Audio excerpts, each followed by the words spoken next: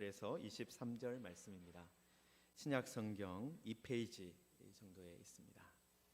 마태복음 2장 13절에서 23절 말씀 한 절씩 교독하고 마지막 절은 같이 읽도록 하겠습니다.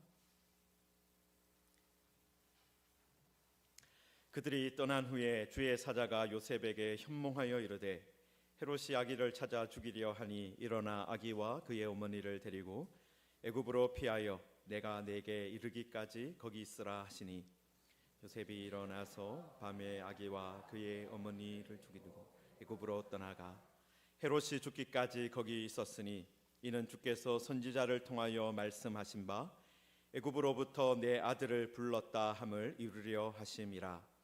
이에 헤롯이 박사들에게 속은 줄을 알고 심히 노하여 사람을 보내어 베들레헴과 그 모든 지경 안에 있는 사내 아이를 박사들에게 자세히 알아본 그때를 기준하여 2살로부터 그 아래로 다 죽이니 이에 선지자 예레미야를 통하여 말씀하신 바 라마에서 슬퍼하며 크게 통곡하는 소리가 들리니 라헬이 그 자식을 위하여 애곡하는 것이라.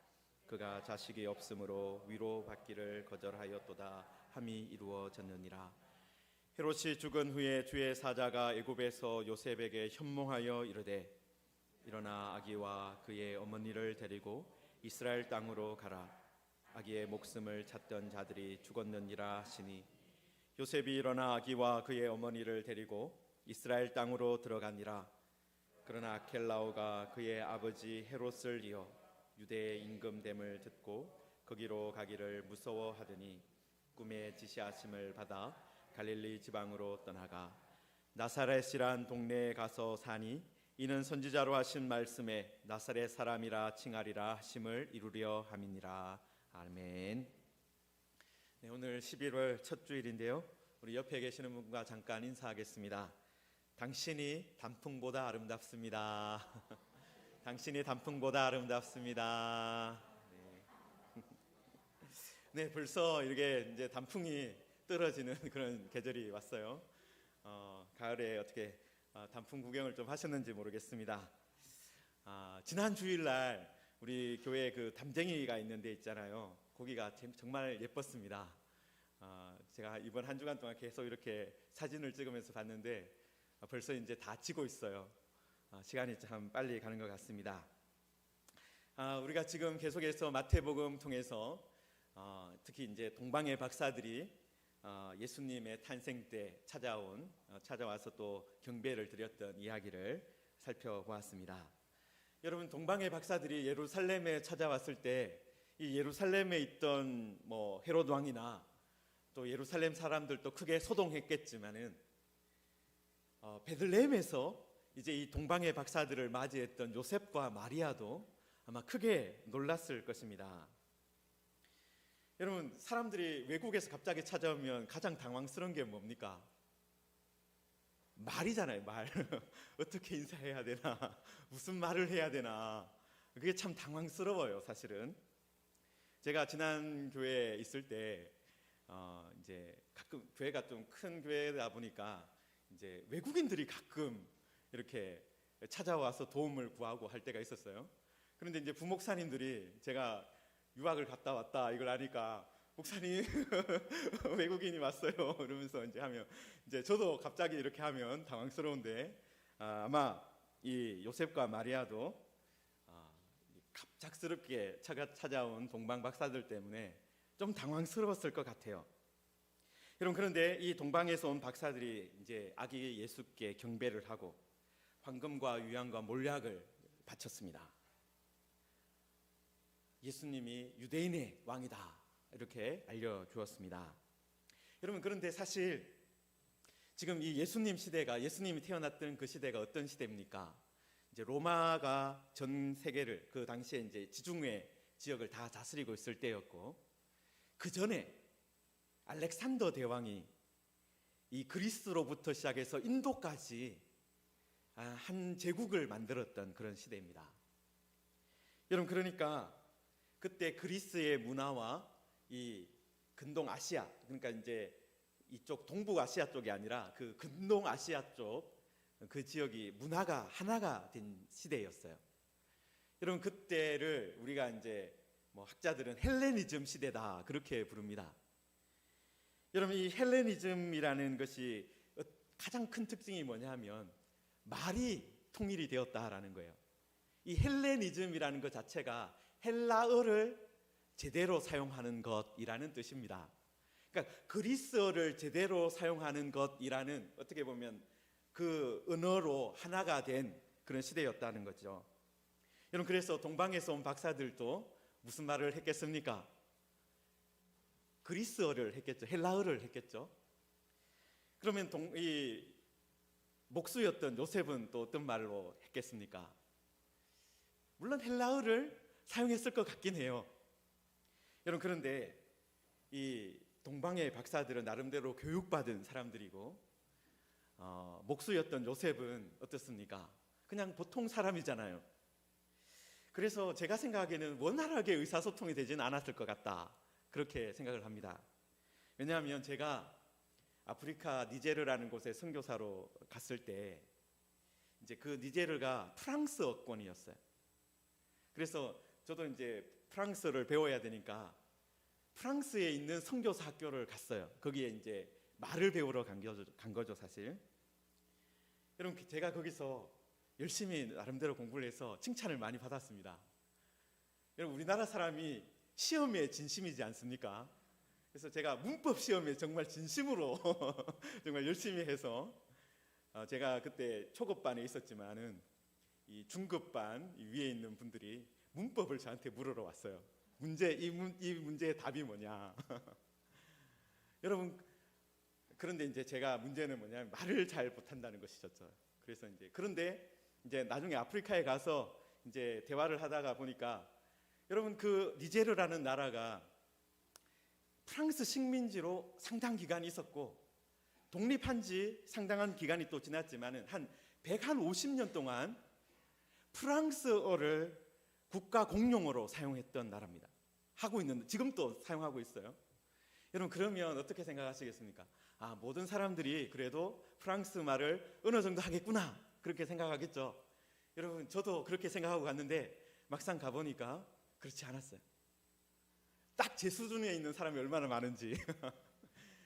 특히 제가 이렇게 시골 지역으로 사역을 갔을 때 동네 아이들을 모아서 이제 같이 놀기도 하고 성경 이야기도 하고 이렇게 하고 있는데, 이 한 그룹의 아이들이 구경만 하고 있는 거예요. 저 멀리서 보기만 하고 저희들 쪽에 오지 않는 겁니다. 그래서 물어봤어요, 옆에 있는 애들한테. 얘들아, 저 친구들은 왜 나한테 오지 않는 거냐, 우리한테 오지 않는 거냐, 그냥 우리가 교회 선교사라서 그러냐. 그랬더니 그건 아니라 저 친구들이 학교를 다니지 않기 때문에 프랑스 말을 한 번도 배워본 적이 없다. 그래서 프랑스 말을 하나도 못하기 때문에 여기 오지 않는 겁니다. 그 얘기를 하는 거예요. 그래서 그러냐, 그러면 네가 통역을 하면 되지 않겠냐. 그래서 이제 아이들 오라고 해서 같이 했던 기억이 납니다. 여러분, 그것처럼 아마 이 헬레니즘 시대였고 나름대로 이 모든 사람들이 그리스 말을 사용할 것 같지만, 요셉도 어떻겠습니까? 이 이스라엘 땅에 살고 있는 목수예요. 그냥 평범한 사람이에요. 아마 그리스 말을 체계적으로 배울 수 있는 그런 상황이 아니었을 겁니다. 여러분, 그런데 갑자기 동방의 박사들이 찾아와서 이렇게 유대인의 왕이 태어났다 그러고, 그래서 막 이렇게 경배하고 하니까 얼마나 놀랐겠습니까? 여러분, 그런데 물론 말은 원활하게 통하지 않았겠지만은 요셉이 그 사람들이 찾아온 것을 통해서 어떤 것을 알았겠습니까? 내가 예전에 이 마리아를 데려오기 전에 주의 사자가 나타나서 이 아기는 자기 백성을 그들의 죄에서 구원할 자이다, 그 말씀을 해주셨고, 이 아기를 통해서 임마누엘, 하나님이 우리와 함께 계시다, 그 말씀이 이루어질 것이다, 이렇게 말씀을 하셨는데, 그때 주의 사자가 했던 말이 진짜구나, 이게 헛소리가 아니라 진짜구나라는 것을 이 동방에서 온 박사들이 아기께 경배하는 것을 보면서 알았을 것입니다. 여러분, 그리고 나서 주의 사자들이 이제 떠났습니다. 그리고 그날 밤에 또 어떤 일이 일어났어요? 다시 꿈에 주의 사자가 나타났습니다. 주의 사자가 헤롯이 아기를 찾아 죽이려 하니 일어나 아기와 그의 어머니를 데리고 애굽으로 피하여 내가 내게 이르기까지 거기 있으라, 그렇게 말씀을 주셨습니다.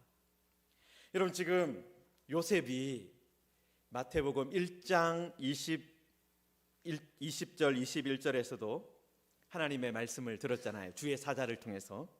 그런데 2장에서도 어떻게 됩니까? 계속해서 하나님의 말씀을 듣는 사람이에요. 여러분, 2장 13절에도 주의 사자의 말씀을 들었다. 수술실 간호사로 2장 근무를 19절과 하였고 20절에도 2018년부터 주의 사자가 현몽하여 말했다, 그렇게 해서 말씀을 또 들었고, 22절에도 2장 22절에도 보시면 꿈에 지시하심을 받았다, 그렇게 되어 있습니다. 여러분, 그런데 이렇게 주의 사자를 통해서 말씀을 들은, 지시하심을 받은 요셉이 어떻게 행동하고 있습니까?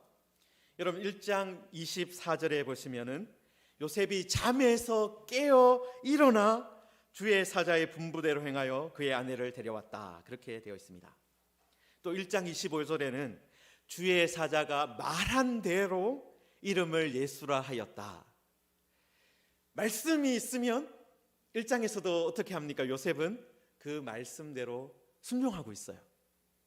여러분, 그리고 2장 14절에도 보시면 어떻습니까? 이제 꿈에 주의 사자가 현몽하여 일어나 애굽으로 가라, 그렇게 하니까 요셉이 일어나서 밤에 아기와 그의 어머니를 데리고 애굽으로 떠났다.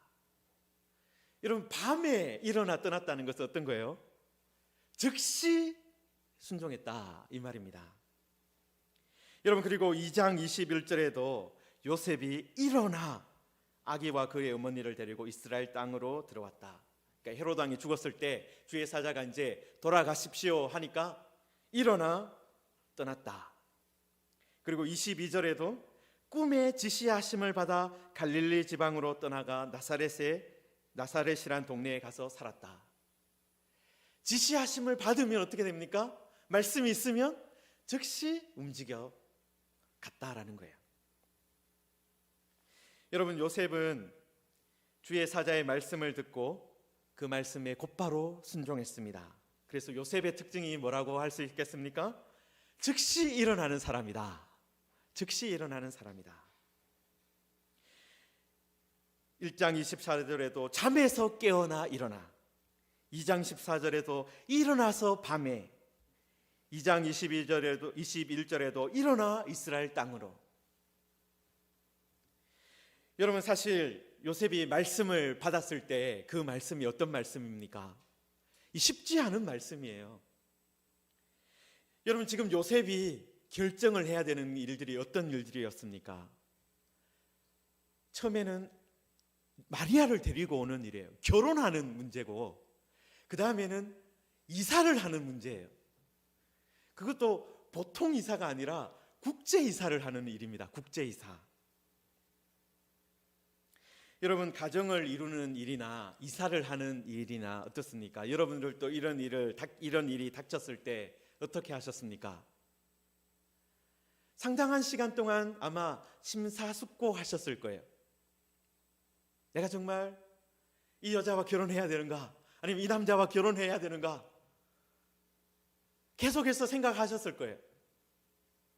그리고 이사를 할 때도 내가 저 동네로 저기로 가야 되는데 어디에 가야 되나?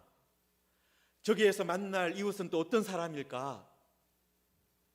많은 것들을 생각하면서 결정했을 겁니다. 여러분, 그런데 요셉은 어땠습니까? 하나님이 말씀하시니까 그 즉시 일어났다라는 거예요. 하나님의 말씀이 있는 대로 따라갔다라는 것입니다. 마리아를 데리고 오라 하면 데리고 왔고, 애굽으로 가라 하면 즉시 떠났고, 또 애굽을 떠나 이스라엘로 돌아가라면 다시 일어나서 다시 그 이스라엘로 출발했다라는 거예요. 여러분, 요셉에게도 자신의 인생에 대한 계획이 있었을 겁니다. 내가 이렇게 살아야 되겠다. 내가 무엇을 하면서 어떻게 가정을 꾸리고 무엇을 하며 이렇게 살아야지, 계획을 나름대로 세웠을 거예요. 여러분, 그런데 요셉은 어떻게 합니까?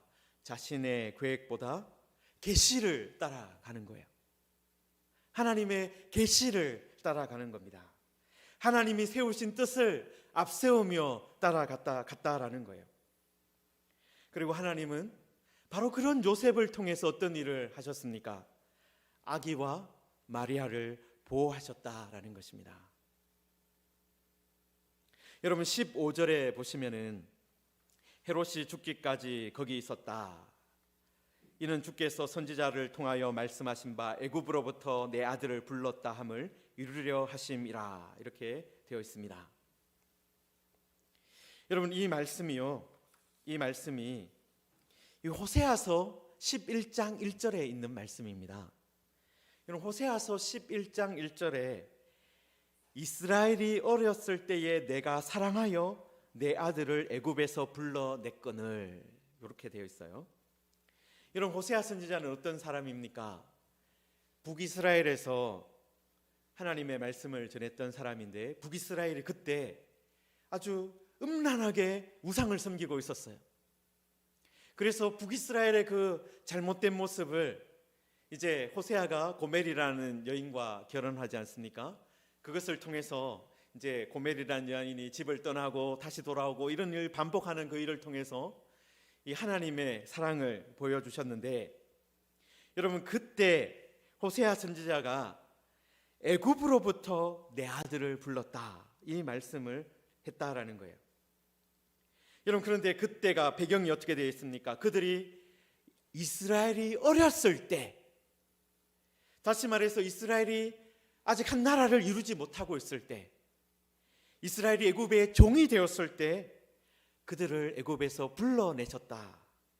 바로 출애굽에 대한 말씀으로 지금 마태가 예수님의 이 나중에 애굽에서 올라오는 일을 연결해서 이야기하고 있다라는 거예요. 여러분, 이 호세아서의 말씀은 출애굽에 대한 말씀이에요. 이미 예수님 오시기 한 1500년 정도 전에 있었던 이야기입니다. 아주 오래전에 있었던 이야기죠. 그런데 마태가 그 말씀을, 그 호세아서의 말씀을 어떻게 가지고 오고 있는 것입니까?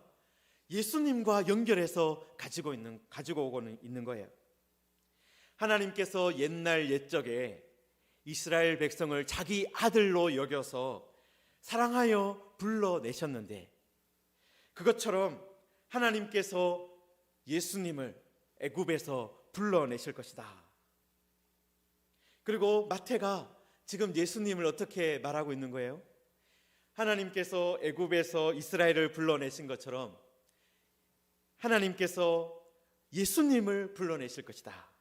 그러니까 지금 예수님을 어떻게 이야기하고 있는 거예요? 예수님이 새 이스라엘이다라는 거예요. 이스라엘이 출애굽을 하는 일을 통해서 한 민족이 하나님의 나라가 되어서 하나님을 섬겼습니다. 여러분, 그 일이 일어난 것처럼, 그때처럼 마태는 어떤 이야기를 하는 거예요? 하나님께서 이 아기를 불러내셔서, 애굽에서 불러내셔서 새 이스라엘이 되게 하실 것입니다. 새 나라를, 새 하나님의 나라를 만들어 가실 것입니다. 그 이야기를 하고 있는 거예요. 여러분, 그런데 이렇게 새로운 이스라엘이 시작될 겁니다. 새로운 출애굽이 일어날 겁니다. 그리고 그 일 가운데 즉시 일어나서 순종하는 요셉이 있었습니다. 얼마나 아름다운 이야기입니까? 그죠? 하나님께서 지금 새로운 이스라엘을, 새로운 하나님의 나라를 시작하신다. 그리고 그 가운데 순종하는 요셉이 있었다. 얼마나 좋은 아름다운 이야기입니까? 여러분, 그런데 이런 아름다운 약속과 이야기가 어떤 상황 가운데 또 만들어지고 있습니까?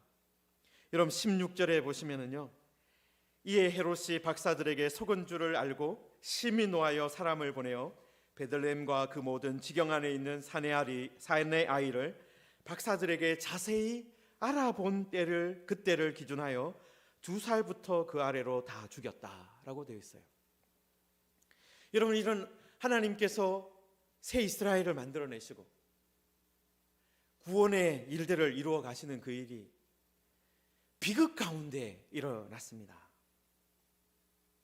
여러분, 헤로드 왕이 동방의 박사들에게 별이 나타난 때를 자세하게 물었던 이유가 무엇이었습니까? 그때를 기준으로 해가지고 아기의 나이를 추측하기 위해서였어요. 여러분, 그래서 별이 나타난 때를 기준해가지고 2살 아래로 다 죽였다. 여러분, 이 베들레헴이, 지금 예수님이 계셨던 베들레헴이 큰 도시는 아닙니다. 여러분, 지금 또 제가 이제 조사를 해보니까 지금 인구가, 베들레헴 인구가 한 2만 5천 명 되더라고요. 지금 또 뭐 큰 도시는 아니잖아요. 여러분, 그런데 올브라이트라는 이 학자가, 고고학자인데요, 뭐 여러 가지 이제 그 당시에 살았던 뭐 도시의 뭐 그 마을의 그런 것들, 유적들을 발굴해 보고 또 여러 가지 문헌들을 살펴보면서 예루살렘의 인구가, 성인 인구가 한 300명 정도 됐을 것이다, 이렇게 추측을 합니다. 여러분, 그래서 이분은 이제 이 예루살렘, 베들레헴 지경에 있었던 아기들이 몇 명 정도 죽었을까 이렇게 계산을 하면서 한 10명 정도가 아닐까, 그렇게 이렇게 추측을 하더라고요. 여러분, 그런데 어쨌든 뭐 수십 명이 죽었든 아니면 수백 명이 죽었든 아니면 몇 명이 죽었든지 어떻습니까? 정말 아무런 죄가 없는, 아무런 잘못도 없는 그런 아기들이 죽는 그런 비극이 일어났어요. 여러분, 그 베들레헴 지경에 어떤 왕의 명령이 전해진 거예요? 남자 아이는 다 죽여라. 여러분, 어디선가 들어본 이야기 아닙니까? 갓 태어난 남자 아이를 죽이는 이야기가 어디에서도 나옵니까? 여러분, 이 출애굽기에도 나오잖아요. 애굽의 바로가 이스라엘이 강해지는 것, 더 이상 강해지는 것을 막으려고 남자 아기가 태어나면 죽여라, 그렇게 명령을 내렸습니다. 여러분, 그런데 그때도 하나님께서 어떤 일을 하셨습니까? 그런 비극이 일어나는 그 가운데 하나님께서 어떤 일을 하셨습니까? 모세가 태어나게 하시고, 그리고 모세를 방주에 그 갈대 상자에서 지켜내시고, 그 갈대 상자에서 그 갈대 상자를 애굽의 그 바로의 딸이 건지게 하시고, 모세를 애굽의 왕궁에서 자라나게 하셨다라는 거예요. 그리고 그 모세를 통해서 80년 후에 어떻게 하셨습니까? 이스라엘을 구출해내는, 이스라엘을 구원해내는 일을 하셨습니다. 여러분, 엄청난 비극이 애굽 땅에도 일어났었습니다. 그런데 그 비극 가운데 하나님께서 어떻게 하고 계셨습니까? 구원자를 준비하고 계셨고 마침내 출애굽을 이루어 내셨다라는 거예요. 여러분, 마태복음 2장에서도 바로 그런 일들이 일어나고 있었습니다. 애굽의 바로같이 똑같이 포악한 헤롯 왕이 베들레헴의 아이들을 학살하는 일이 있었습니다. 여러분, 그런데 그 비극 가운데 하나님께서 구원을 베풀 구원자를 준비하고 계셨고 또 새 이스라엘을 만드실 일을 하고 계셨다라는 것입니다. 여러분, 성도 여러분, 지금 또 이 세상을 바라보면 어떻습니까? 지금은 이제 이런 일들 없겠지, 그렇습니까? 여러분, 지금 또 내전으로 인해서 아이들이 죽습니다.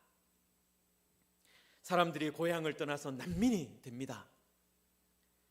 시리아에서, 미얀마에서, 아프가니스탄에서 똑같은 일들이 벌어지고 있다라는 거예요. 비극의 목록이 짧아지는 것이 아니라 계속해서 이어지고 있는 세상이 우리가 살고 있는 세상입니다. 여러분, 마태는 또 이 비극을 예레미야 선지자를 통해서 또 한 번 더 이야기를 합니다. 라마에서 슬퍼하며 크게 통곡하는 소리가 들리니 라헬이 그 자식을 위하여 애곡하는 것이라. 그가 자식이 없으므로 위로받기를 거절하였다. 여러분, 이 예레미야 선지자는 언제 활동했던 선지자입니까? 바벨론이라는 나라에 의해서 남유다가 멸망할 그때쯤 활동했던 사람입니다. 여러분, 바벨론으로의 침공으로 인해서 나라가 망하고 있었어요. 수많은 사람들이 죽어가고 있었습니다. 예루살렘이 포위되어서 굶어 죽어가는 사람들이 많았습니다. 여러분, 그리고 마침내 예레미야도 잡혀서, 포로로 잡혀서 끌려가고 있었습니다. 여러분, 그래서 예레미야서 40장 1절에 보시면은요, 잡혀서 사슬에 결박되어서 잡혀가다가 어디에서 풀려나느냐 하면 라마에서 풀려나요. 라마에서 풀려나서 이제 예루살렘으로 돌아오게 됩니다. 여러분, 그러니까 베들레헴은 예루살렘 남쪽으로 한 20리쯤 되는 곳에 있습니다. 그러니까 라마는 예루살렘 북쪽에 20리쯤 있는 도시예요. 여러분, 그러니까 이 예루살렘을 끼고 연결되어 있는 길 가운데 있는 이야기입니다. 남쪽에는 베들레헴, 북쪽에는 라마. 여러분, 그런데 그 라마에서 자기는 이제 풀려나서 돌아오면서 이 말씀을 전했는데, 여러분, 이 예레미야서 31장 15절을 한번 잠깐 펼쳐 보십시오. 예레미야서, 지금 마태가 인용한 게 예레미야서 31장 15절이거든요. 네. 구약성경 1101페이지에 있습니다. 제가 읽어드리겠습니다. 여호와께서 이와 같이 말씀하시니 라마에서 슬퍼하며 통곡하는 소리가 들리니 라헬이 그 자식 때문에 애곡하는 것이라. 그가 자식이 없어져서 위로받기를 거절하는도다. 여러분, 지금 이 예언을 언제 했는 거예요? 자신이 잡혀가기 전에 예언한 것입니다. 예루살렘이 완전히 멸망하기 전에 예언한 거예요. 이런 일들이 일어날 것이라고 예언했는데 예레미야서 40장에 가면 실제로 그 일이 이루어진 거예요. 여러분, 그런데 이 지금 비극이 일어나는 현장, 전쟁이 일어나고 사람이 사로잡혀가고 아기가 죽고 그런 일이 일어나는 그 현장에서 예레미야가 어떤 예언을 계속해서 했었습니까? 여러분, 그 31장 16절 한번 보십시오. 16절 17절을 보시면요, 여호와께서 이와 같이 말씀하시니라. 내 울음소리와 내 눈물을 멈추어라. 내 일에 삭슬 받을 것인즉 그들이 그의 대적의 땅에서 돌아오리라. 여호와의 말씀이니라. 너의 장래에 소망이 있을 것이라. 너의 자녀가 자기들의 지경으로 돌아오리라. 여호와의 말씀이니라. 아멘. 여러분, 지금 애곡하는 것으로, 포로로 잡혀가는 것으로 이야기가 끝나는 것이 아닙니다. 너무 아파서 위로받기를 거절하는 것으로 이야기가 끝나는 것이 아니라 하나님께서 어떤 말씀을 계속해서 이어가고 계셨습니까? 그들이 그의 대적의 땅에서 돌아오게 될 것이다. 너의 장래에 소망이 있을 것이다. 여러분, 하나님은 어떤 분이십니까? 하나님은 비극 가운데 소망을 빚어내시는 분이십니다. 여러분, 죄인들은 어떻습니까? 죄인들은 계속해서 비극을 만들어내요. 죄인들은 계속해서 눈물을 만들어냅니다. 자신의 자리를 지키기 위해서, 자신의 권력을 지키기 위해서 무엇이든지 하는 세상이 이 세상이지 않습니까? 그런 것 때문에 이 세상은 비극이 끊이지 않고 일어나는 것입니다. 여러분, 그런데 그 가운데, 그 비극이 가득한 그 땅 가운데 하나님께서 어떤 일을 준비하시는 거예요? 새로운 출애굽을 준비하시는 거예요. 구원의 길을 만들어 가시는 거예요. 예수 그리스도를 보내시는 것입니다. 여러분, 물론 모든 비극이 갑자기 다 사라지지는 않습니다. 애굽의 바로가 위세를 떨쳤고 헤롯 왕도 계속해서 자기 뜻대로 나라를 다스렸고, 여러분 헤롯 왕이 죽고 나서도 아켈라오라는 그의 아들이 유다를 다스렸습니다. 계속해서 비극은 일어나고 있어요. 그런데 그것이 끝이 아니다라는 거예요. 그것이 전부가 아니다라는 것입니다.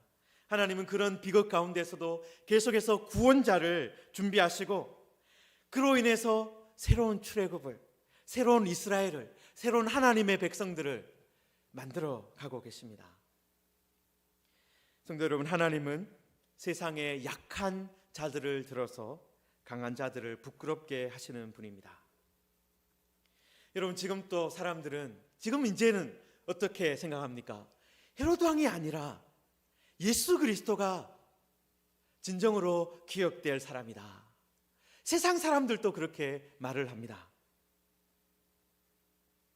여러분, 헤롯을 믿는 것이 아니라 이제는 예수님을 믿는 것입니다. 지금 헤롯을 기억하는 것이 아니라 나사렛 예수를 지금 또 사람들은 기억합니다.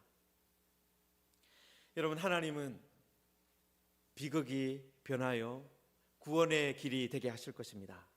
슬픔이 변하여 소망이 되게 하실 것입니다. 여러분, 그리고 그 일 가운데 어떤 사람들이 있었습니까? 여러분, 그 일 가운데 하나님의 말씀이 있을 때 일어나는 사람들이 있었습니다. 그 일 가운데 하나님의 부르심을 받고 일어나는 사람들이 있었습니다. 그리고 그 사람들 때문에, 그런 사람들 때문에 하나님의 나라가, 복음이 계속해서 펼쳐지고 있는 것입니다. 여러분, 우리들은 이 세상의 모든 비극을 다 바꿀 수는 없습니다. 그 모든 비극을 완전하게 바꾸실 분은 예수님밖에 없습니다. 다시 오실 주님밖에 없습니다. 여러분, 그렇지만 이 비극이 일어나는 그 땅 가운데 우리들은 어떻게 살아가야 됩니까? 말씀이 있을 때 말씀에 순종하고, 또 새로운 이스라엘로 살아가면서 그 비극을 당한 사람들에게 하나님의 은혜를 흘려보내는 사람이 되어야 하는 것입니다. 그런 주님의 은혜를 잊지 않는, 그리고 하나님께서도 비극 가운데 소망을 빚어가는 분이라는 것을 잊지 않는 우리 모두가 되기를 주님의